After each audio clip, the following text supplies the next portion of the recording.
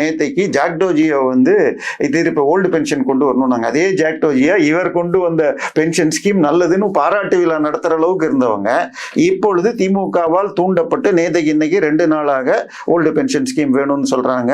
டாஸ்மாக் போராட்டங்கள் இது எல்லாமே, அதாவது பாட்டிலை வாங்க மாட்டோம்னு சொல்லிட்டு இருக்காங்க. இது கோர்ட் மூலமா நடக்கிற விஷயம். ஸோ அது ஒரு பக்கம் திமுக 2017 செய்த அந்த அரசியலை உண்மையாது திமுக பிளே பண்ணது தாவேக்காவுக்கு குடைச்சல் கொடுக்குது அப்படிங்கிறது 100%, 200%, 200 உங்களுக்கு இது இடத்து ஓனர்களும் டாஸ்மாக் ஊழியர்கள் சங்கம் போராட்டம் நடத்தினதுல இருந்தவங்க போன முறை இதுக்கு துப்புரவு தொழிலாளர்கள் மேல இருந்த அதே குரூப் தான் இருந்திருக்கு.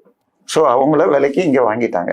இப்போ கூட்டம் மின்சாரத்துறையில மின்வெட்டு நடக்கிறதுலையும் திமுக ஆட்கள் இருக்காங்கன்னு சொல்லி சொன்னதுலயும் உண்மை இருக்கு. இல்ல அதுல வந்து இப்போ 2 சொல்றாங்க. ஒண்ணு வந்து கான்ட்ராக்டர் மாற்றம் என்னமோ வந்து 3 வருஷத்துக்கு என்னமோ வருது கரெக்டா. இப்ப வந்து அதை அப்பாயிண்ட் பண்ணல.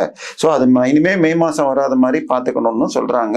இன்னொன்னு சின்ன சின்ன இது விஷயங்களும் நடக்கிறது திமுக யூனியன் மூலமாகவும் சொல்றாங்க.